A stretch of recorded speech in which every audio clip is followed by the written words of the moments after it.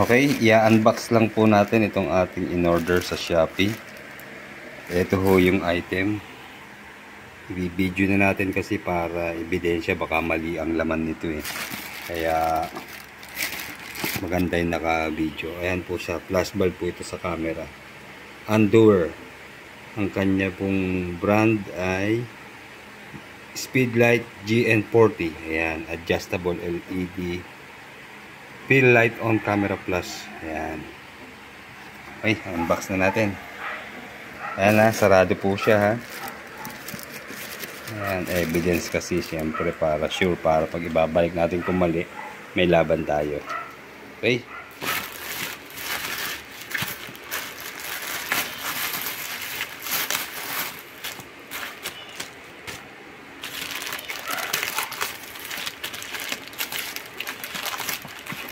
Worth 1,050 lang po ito. Nasira kasi yung flash bulb natin na SB920 na Nikon. Sayang. Siguro napundi na yung bumbilya. Kailangan ko na. Papagawa ko naman. Malaki gastos. So ito, pansamantala, ito muna gamitin natin. Ayan po siya. Ayan, made in China. Ito ang kanyang balot. Parang hindi siya Undoer, ano? Undoer po ang brand niya eh. Pero tingnan natin. Ayan ang laman po niya. Ayan. Ang nasa ibabaw yung kanyang user's manual. Okay? Isa. And then ito parang meron pa siyang stand ata. Ayan. Okay din naman, di ba?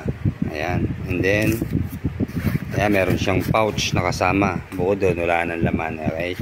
Lagyan na natin ito dito. Manual. Ito. Send na natin. Okay lang naman iba laman. Basta mas magandang brand. Ano? Kaya yan. Mura na po ito sa halagang 1,050. O, meron na tayong flash bulb, di ba? Okay, ayan po. Undoer. Ang kanyang model. Ayan. L201.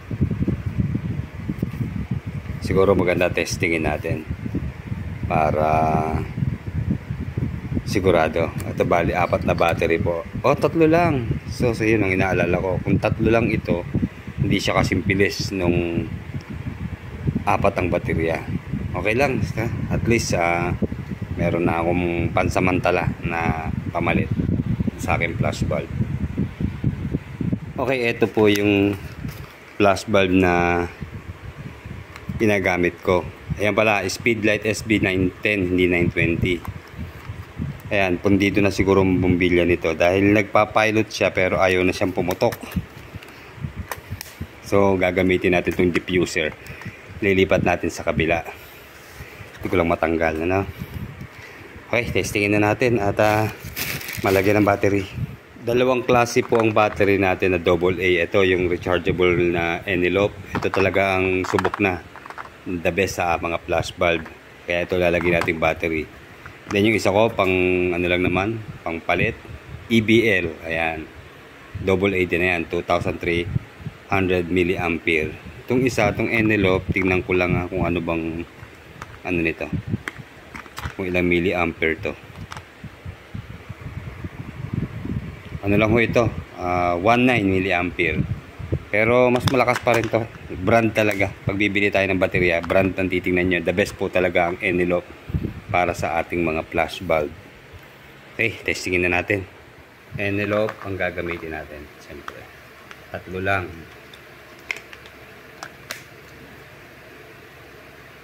Hindi ko malaman ang polarity nito. Hindi makita. Okay, ayun.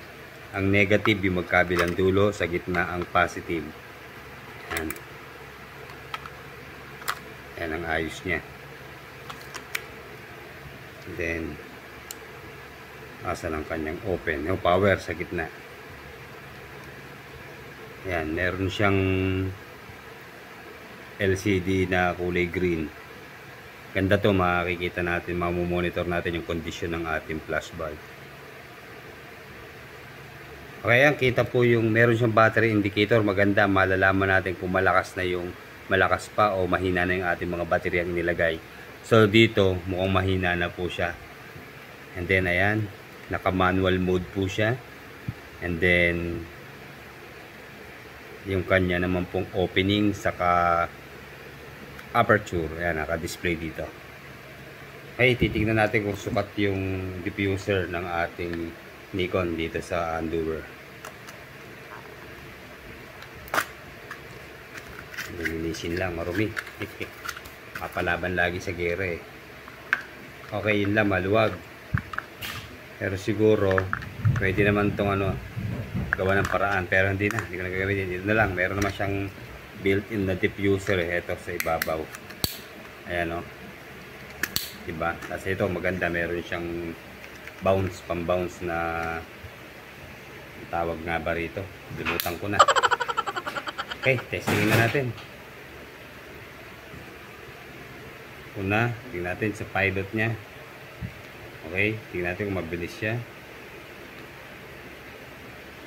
Okay, mabilis naman. Pero lobat na siya. Pero hindi, testingin natin sa camera para malaman natin kung gaano kabilis siya pumutok.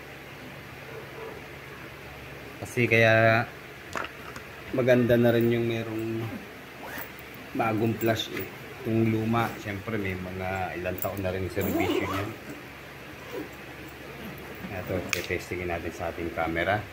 Nikon D850. Ito matagal na rin sa akin to. Siguro 4 na taon, tama ba? O 3 taon.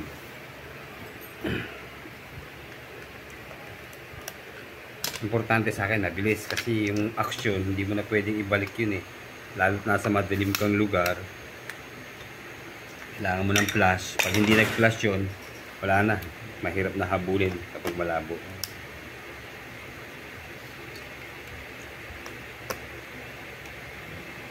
Universal to ha. Pwede to talaga kahit sa Nikon, Canon, Pentax, or Minolta. Hindi lang siya pwede sa mga mirrorless na Sony. Ayan.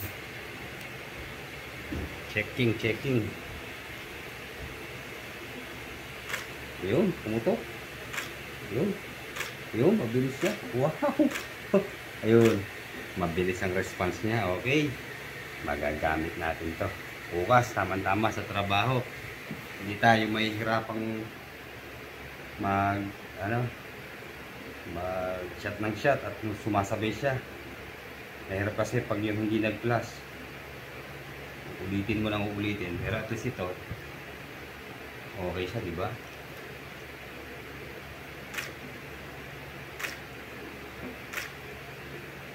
Okay. Ayos. Sa halagang 1,050 meron na tayong magandang flashbulb, di ba? Okay. Sa ngayon pong panahon natin, digital na lahat halos ang camera. Almost wala nang gumagamit ng flashbulb, pero para sa akin malaking bagay pa rin po meron tayong flashbulb kahit yung mumurahin lang. Kasi nga sa dilim, paggabi, mahirap po kasi yung hahabulin nyo sa ISO, sa opening, sa aperture, yung ating sa speed, yung ating pinipicturean kasi siyempre nagiging siya grainy or noisy yung kanyang picture. So ayan, sa lang naman sa gabi kailangan natin ng flash bulb. So ito, i-condemn na po natin at sa government po itong hindi natin kaya bumili ng cash ito, mahal po ito siguro ngayon parang nasa na lang to, below 10k. Pero alam ko mataas pa po to, sa 18 ata yung ganito So ayan, ito yung ating gamit ngayon, parehong Endure po yan Ito matagal na, siguro wala pang 500 ang halaga nito. So ito, 2 battery lang po ang laman yan. Okay pa rin to ito, kaya lang medyo mabagal siya. Siyempre, expect na natin 2 baterya lang Kala ko nga ito 4 pero 3 battery lang. Pero nakita nyo naman yung response niya kanina, di ba? Ang bilis niya pumutok. Yun ang importante Kasi once na hindi tayo nag-flash at yung nakuna ng picture natin importante, tapos yun ang nagustuhang shot yung hindi nag-flash, ang hirap habulin, di ba? Ayusin mo pa yun sa Photoshop, i-adjust mo pa na ina-adjust, ang hirap maghabol. Pero pag yung nag-flash naman, brilliant yung picture, maganda yung kulay, at maliwanag. Syempre, iba yung maliwanag. Okay, open. Okay, ayan, sa gitna, yung kanyang power button. And then, up and down selector. Ayan, ang kanyang mode. And then, dito sa gitna, yung set mode. And then, yung kanyang pilot. Alam nyo, hindi ko naman masyadong ginagalaw yan. Importante sa akin, basta nagpa-flash. At medyo complicated yung kanyang mga ano eh. Hindi tayo ganun katalas sa mga gantong mga description niya. So ayan, tingnan nga natin yung mode niya. Sa mode, pindutin natin na alin ba ang nababago. Okay, yung kanyang mode sa setting sa camera. Yan, multi, meron siyang manual, then meron siyang sa sunlight pa to. Pwede siyang gamitin kahit may ano. And then ayan, ano pa ba? Set. Ayun, pag magseset, magbe-blink siya pag binit natin. Wala na, ayun. Ayoko nang galawin. Okay na naman yan. At hindi ko rin naiintindihan yan. Okay, tignan natin yung pilot niya. Ito namang EBL battery testingin natin ha. Mabilis din siya. Parang every second puputok siya. O, bilang testingin natin. 1, 2, 3, 4, 5. O, diba? Okay din ang performance niya. Alam niyo, malaking bagay po may flash bulb, lalo na sa group picture. Kasi, syempre, pag group picture, lalo na sa indoor, medyo may mga shade yan eh. Bawa, nasa ibabaw ang pinaka-ilaw natin. Pag may flash, mape-plane, makikita yung mismong itsura ng ating mga subject, diba? Mas malinaw ang mukha nila. And then, hindi masyadong grainy. Pag ano ho kasi walang flash, available light lang, lalo indoor, grainy yung kanyang picture. So, dito ho, magiging brilyo, malinaw, at saka klaro yung ating picture. Okay, maganda performance ito. Sana tumagal, dahil mura lang eh. Pero nasa paggamit natin yan, hindi naman natin gagamitin to na panggera eh. Occasionally lang siyempre. Napakahalaga po ng charger. Lagi ho rechargeable battery ang kukunin natin, lalo na sa ating mga litratista, sa mga photographer. Napaka-importante po niyan. Okay, ayan po ang ating charger. Napakamura lang din po nito sa Shopee or Lazada. Ayan, EBL charger. Pwede rin naman kahit anong klaseng rechargeable dito. Anumang brand, pwede yang i-charge yan. Ito, matagal na servisyo sa akin ito. Siguro 3 taon na rin sa akin to. Wala siyang problema. Kaya ikinuha ko siya ng katernong battery. So ayan, i-charge na natin. So maganda ho rito, meron siyang LCD na mo-monitor natin kung full charge na o hindi pa yung ating mga baterya.